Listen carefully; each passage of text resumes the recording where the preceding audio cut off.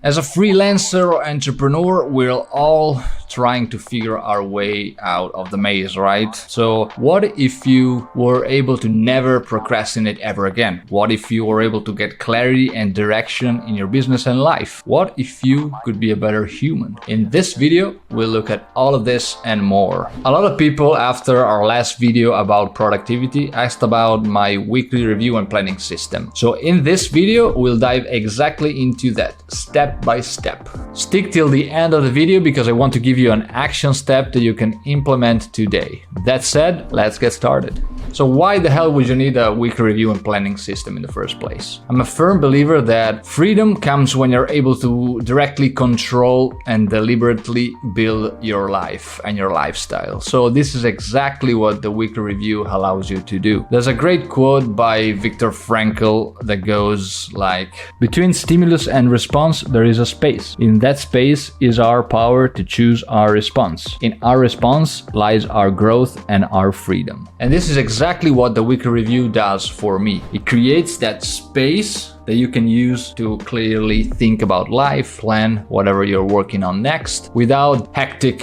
influences of the external world. Second reason why you need a weekly review is that it leaves room for serendipity. And this is all about the exact system that I use, the structure that we look at. You want a structure in place, a framework, but at the same time you want to leave room and space for serendipity and opportunity to find you. And the third reason why I do a weekly review is that along with my daily review and quarterly review, it's a manageable enough task that I can do consistently without getting overwhelmed. In the past, I tried a monthly review, 6-month review, but they were super overwhelming and I was never able to keep them consistent. With a weekly review, I can keep the momentum going, and it's that 30-minute to 1-hour task that I can get done every Sunday without missing one.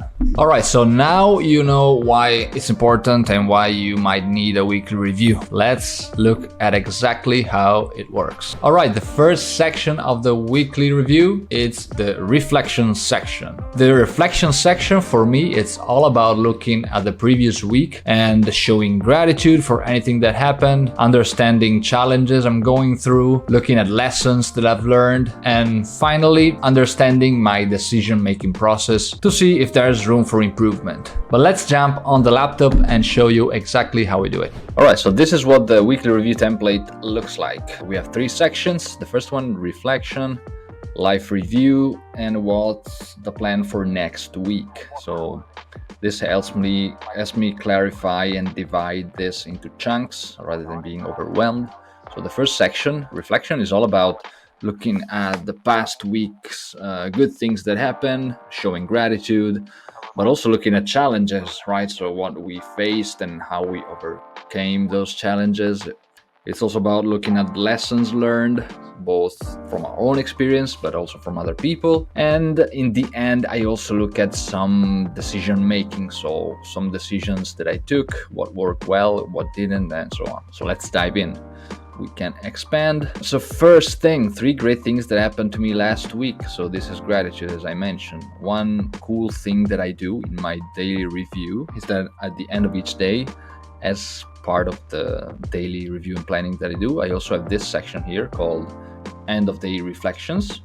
And what I do is at the end of my work day, typically around 6 p.m., I write down anything that comes to mind. So it can be a reflection on, I don't know, how I feel mentally, physically, how I feel about the work that I've accomplished. So any task that I've completed, any task that I wasn't able to complete. And I write down my observations and thoughts.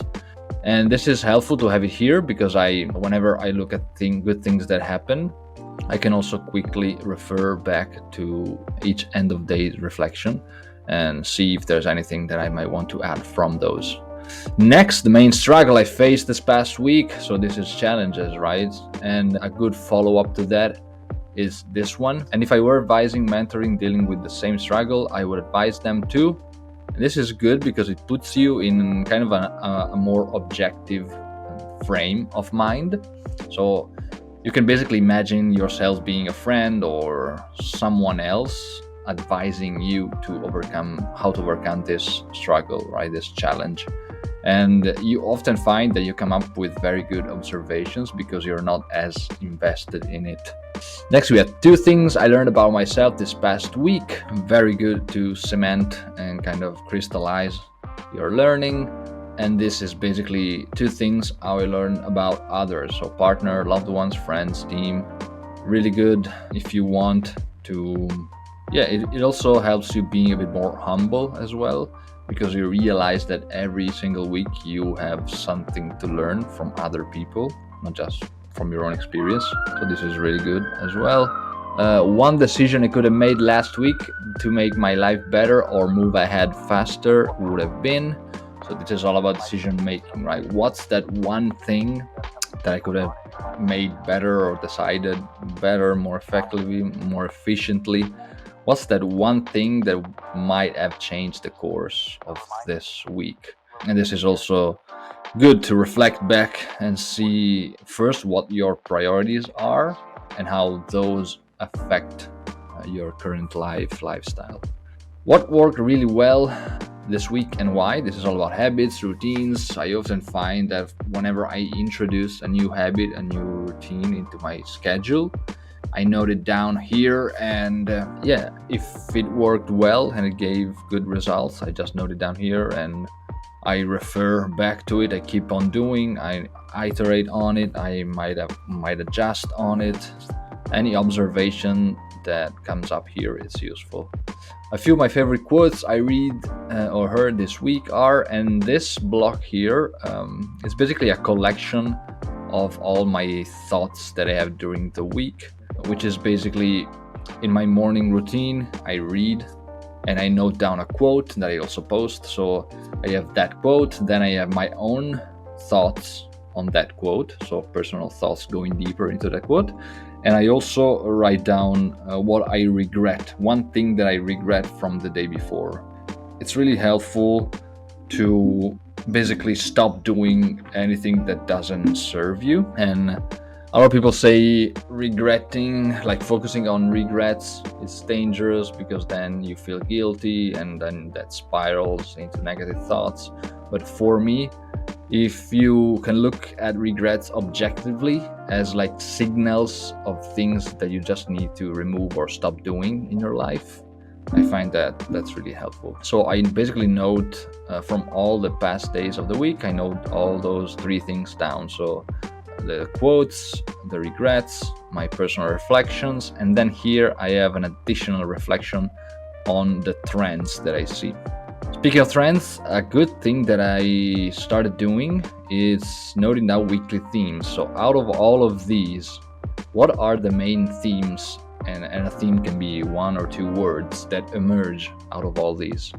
And it's really helpful because if I expand on it, you can see here, for example, I can see all the different themes from previous weeks and how those evolved, right? So for example, on the week of July 23rd, I was thinking about order, leadership, focus, depth, serenity, temperance, presence, awareness. Week after, I was more focused on challenges, commitment, opportunity, moderation, temperance. So temperance, moderation, always present, alignment, patience, mastery. So it's a good indication for how your thinking evolves and what you are focusing on week by week. And I actually got that from copywriting research. So I always extract themes and trends. So why not apply that to personal life, right? Then I have this quick handy reminder: finished any books, organize archive notes. What happens here is that if this particular week I finished a book, I just head to my reading list and I update it. Nothing complex. And then what big projects or dream outcomes did I move forward this week? This is just, again, a quick check-in to see whether or not I'm on the right trajectory as far as the things that I'm focusing on. Am I focusing on content because in my yearly review I said that I was going to focus on content, or not? Am I focusing on growing my client work, my client business, or not? Am I focusing on the right or the wrong things, right? So This, in a nutshell, is my reflections section.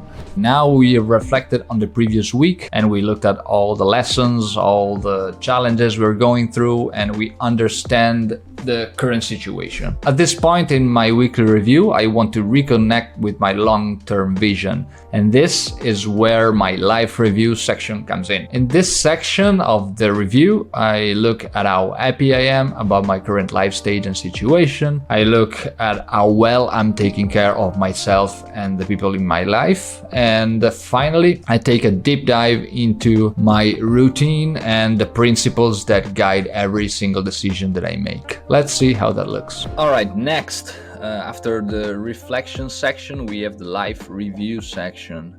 So this is all about looking at the past week and connecting it with your life vision long term. So first, we have how was my life last week? How happy was I and why? So rank 1 to 10, 10 being the most happy, right? So here I just write down my score for the past week, a very intuitive metric, but really helpful to look at week by week, how that evolves, how that changes. And also it helps you clarify how you define happiness, right? So week by week, you can see why weren't you as happy as you thought possible, right? Or what happened that made you less or more happy. Really good to define how you see happiness. Second, did I take care of myself and the important people around me? And anything I need to change moving forward? This is another intuitive metric, but it looks a bit more at self-care and your care of other people, gives you a bit more of an outside perspective on things and more selfless perspective on things. Also, it really makes you think how you treat other people, and also it puts you in the right frame of mind so that next week you will be in a more selfless position. And reflection or thoughts for next week, these are basically, a lot of times these are quotes that I take, or some of my personal reflections that I take from the reflection section. So from this section here, I might either pick up some quotes that I want to reread throughout the next week, or some of my reflections here. I just paste them here. And this is just a reminder that I need to add these to my templates. So quick hack trick here. I have my daily task template. So every day I basically just copy this template that I use and plan with.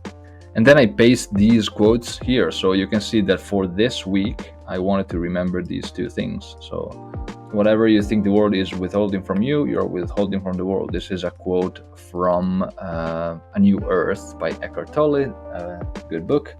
And this is another quote from a short book that I'm reading on taking action. So these are things that I wanted to remember this week. So I just copy pasted them here. And this is a reminder for me to do that. One thing that you'll notice when you do these reviews, it's always good to have kind of these checkpoints that cross-reference other documents that you're using. Next point, write down your non-negotiable daily activities. So these are non-negotiables. So I learned this from Wes Watson, which was my coach last year. And non-negotiables are any activities that you do throughout the day that you can't not do, right?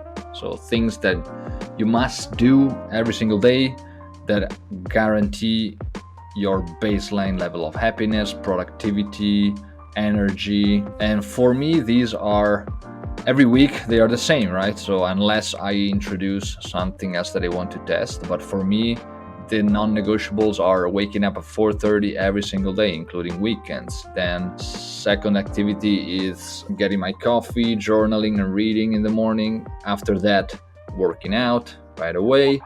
And then it's tracking my macros and calories every day. So every single thing that I eat, I track it down. So these are my 4 non-negotiables.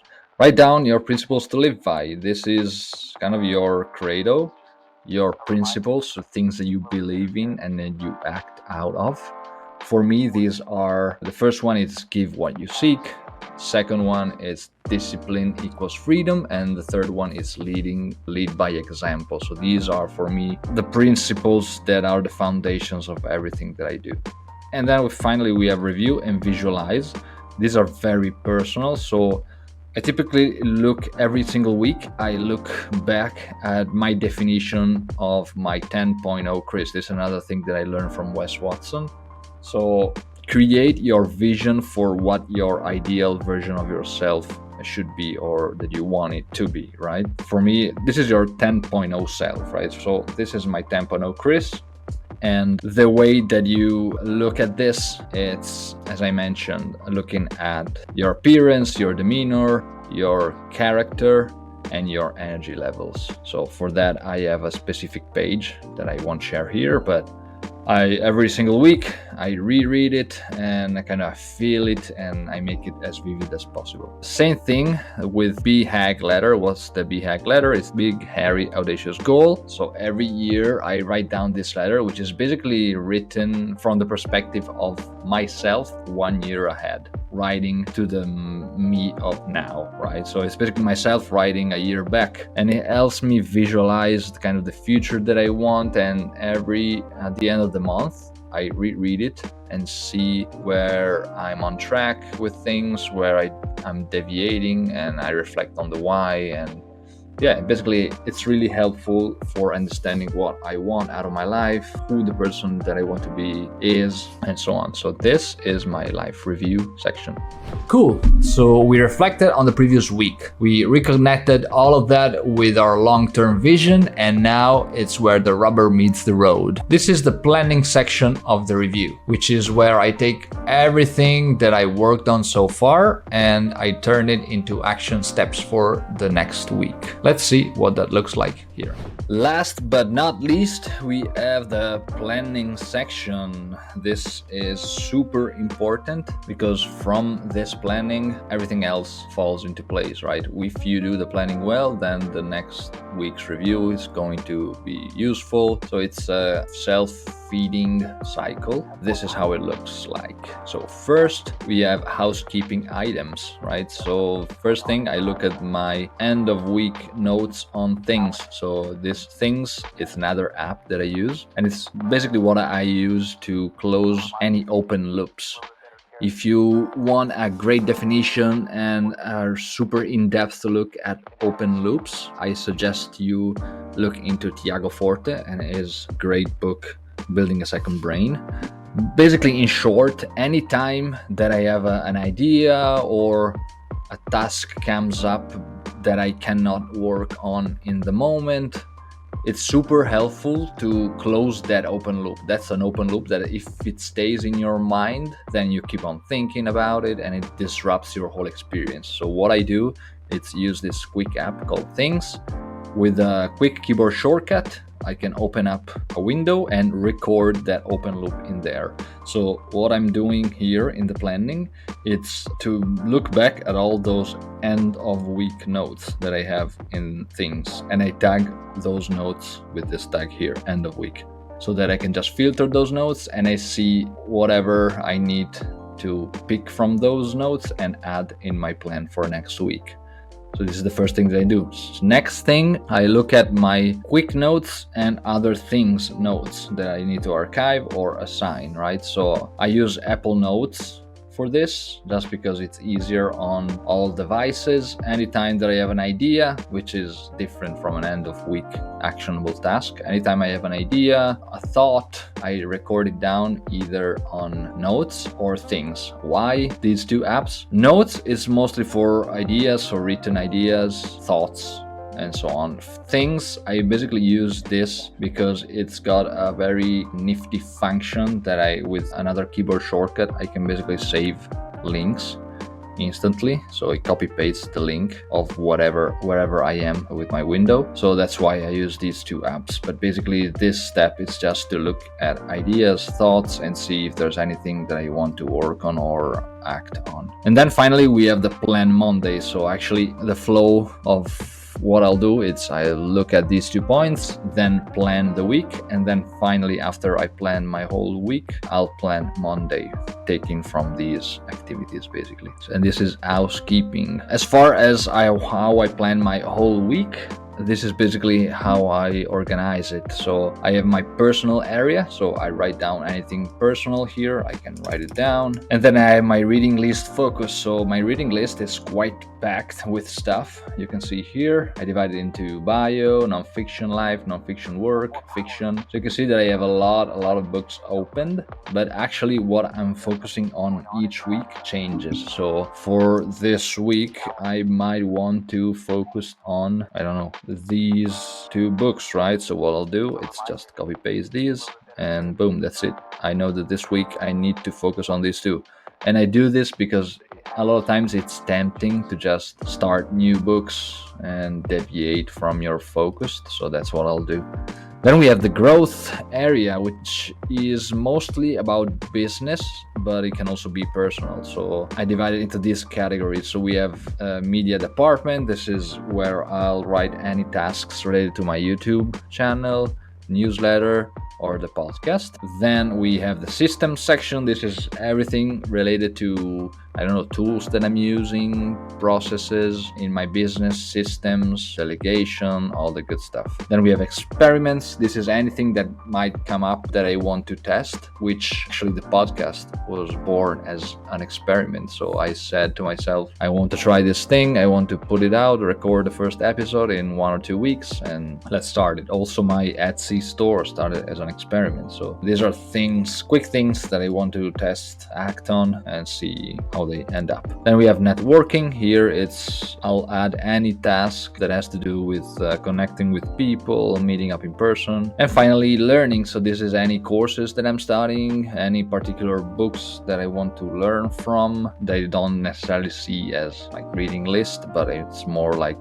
professional how-to materials. And this is pretty much it. This is my growth areas. And finally, we have the client area. So this is just pretty straightforward, right? So here I'll write anything that has to do with client work. So I'll divide it into different clients. For example, the past 2-3 months, I was working with 5 to 6 clients. I had all my clients listed here, and under each client, I had their own tasks. So this helps me clarify week by week what I'm working on, where my focus is, and once I'm done with each activity, I'll just mark it as complete so that I know that basically that stuff got done.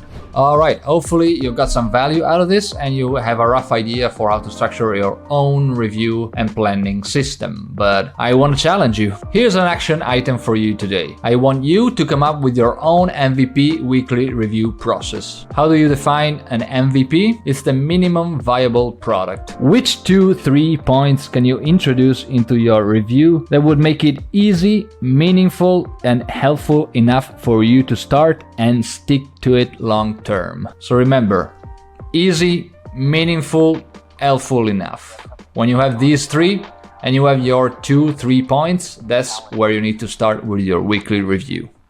Let me know in the comments below if you come up with one. Share it with me and with the other folks out here. And if you enjoyed this video and found it helpful, hit that like button, subscribe, and stay tuned for more. Cheers.